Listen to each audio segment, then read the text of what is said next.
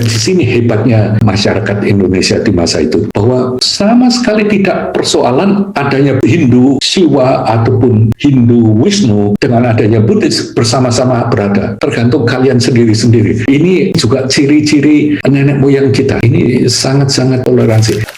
Jadi kalau kita lihat kerajaan Medang itu lalu menjadi besar sekali, kemudian nanti menjurus ke Jawa Timur. Tapi intinya yang saya ingin ilustrasikan di sini, ini ceritanya agak berbeda, tapi begitu sudah sampai Sanjaya, Sanjaya itu nanti melihat dan menasihati anaknya yang namanya Panangkaran. Saya kira di sini ini dia juga sudah tahu adanya Muara Jambi dan sebagainya. Dia pasti sudah tahu adanya Batu Jaya. Nggak mungkin nggak lihat. Dan di sini hebatnya masyarakat Indonesia di masa itu, bahwa sama sekali tidak persoalan adanya Hindu Siwa ataupun Hindu Wisnu dengan adanya Buddhis bersama-sama berada. Tergantung kalian sendiri-sendiri. Ini juga ciri-ciri nenek moyang kita. Ini sangat-sangat toleransi. Sekarang pun di Jawa Tengah, di daerah istimewa Yogyakarta, 4 tahun yang lalu di survei itu ada 288 unduh-undukan candi. Itu Buddhisnya cuma 30-an, Hindunya mungkin 80-90, kemudian yang lain belum bisa ditentukan. Berarti masyarakat di Jawa waktu itu masyarakat spiritual. Begitu banyak candi-candi. Sampai sekarang di keliling Borobudur itu banyak sekali surau-surau dan masjid-masjid. Jadi sangat indah sebetulnya kalau kita lihat Borobudur, meskipun ini peninggalan Buddhis, tapi mendengar azan di sana, dan ini luar biasa. Jadi kita pun dalam melestarikan Borobudur, kita harus ingat konteksnya sekarang. Ini berarti kita harus menghargai apa yang ada sekarang pun. Karena dulu pun seperti itu.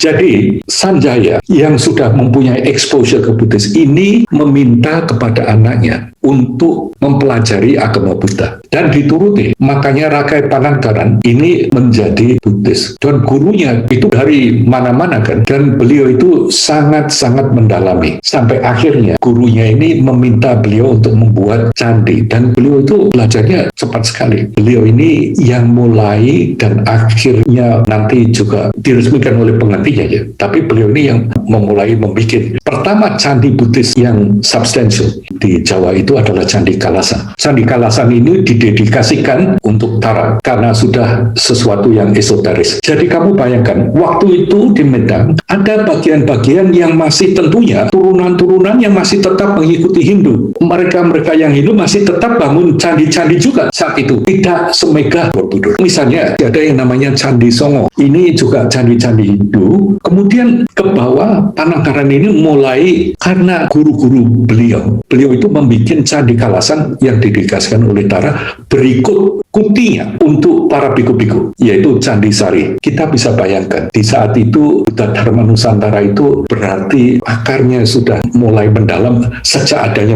Batu Jaya. Jadi tidak asing buat mereka untuk melanjutkan, karena ada beberapa orang tahu yang mana yang mungkin membawa manfaat dan sebagainya. Nah ini nanti kita akan bisa lihat pengaruhnya mengapa kok dipilihnya Borobudur seperti itu. Nah ini sebetulnya di Sriwijaya ini relasinya itu seperti ini. Jadi konsep Silifosi ini lain dengan konsep Sriwijaya sebetulnya. Sriwijaya itu kebetulan dalam tanda petik nantinya menjadi suatu negara yang terkuat di konfederasi negara-negara maritim ini. Jadi kita bisa lihat yang biru ini adalah Wangsa Salendra. Ini kita mengerti sedikit saja mengenai Sriwijaya ya, sebab ini sangat rumit pengertiannya dan juga masih saling diperdebatkan. Jadi Sriwijaya ini kumpulan dari beberapa kerajaan maritim membentuk semacam konfederasi hanya untuk perdagangan dan juga untuk dominasi. Nah, perkumpulan ini mengirim ke Tiongkok. Ini biasanya satu utusan mewakili konfederasi ini. Nah, konfederasi ini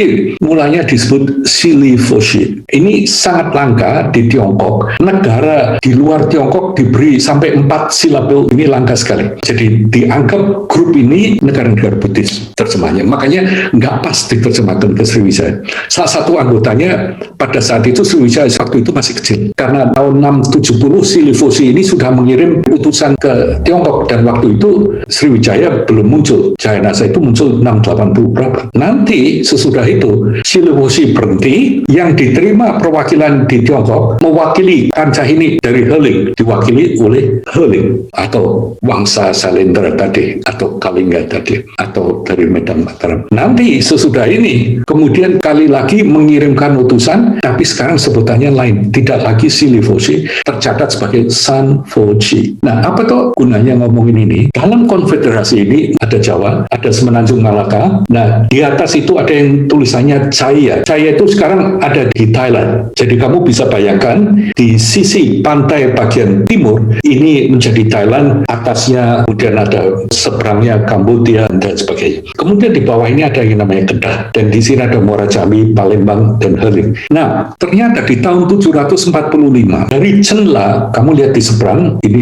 di Kamboja, Chenla ini menyerang Chaya yang jadi sebagian dari konfederasi Sili Foci tadi dan diduduki di situ. Nah, pada waktu Raja Panangkaran datang dan kemudian juga diteruskan oleh Raja Dharanindra. Dharanindra ini kirim pasukan untuk merebut kembali Chaya. Tidak cuma merebut kembali Chaya, mengusir tentara-tentara Chenla, bahkan ikut menaklukkan Chenla juga. Nah, karena Chenla ini akhirnya ditaklukkan dan dikuasai dari Kalinga, dari Medan Mataram ini. Makanya waktu beliau berhasil mengalahkan, mengusir raja dari Chaya ini, Ligor itu di Chaya tadi, di bawahnya, kota dekat Chaya tadi, yang disebut oleh orang barat Ligor, tapi di Thailand disebut Nakhon Si Thammarat. Di sana ditemukan prasasti, ada dua face, yang satu ditulis bahwa raja yang di sana ini yaitu Raja Dharanindra. Jadi sekarang masuk akal, mengapa kok nama Raja Sriwijaya tertulis? Itu karena beliau membebaskan daerah itu dari penguasaan Chenla dan akhirnya mengejar Chenla. Akhirnya mereka itu dari kerajaan Medang ini menempatkan duta untuk menempati Chenla. Duta ini akhirnya nggak mau pulang, akhirnya tinggal tetap di sana dan meneruskan